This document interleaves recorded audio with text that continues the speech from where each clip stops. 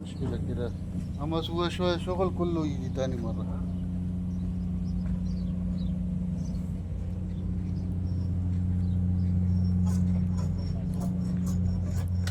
मैं आता वो ड्रिल सही कर रहा हूँ उसका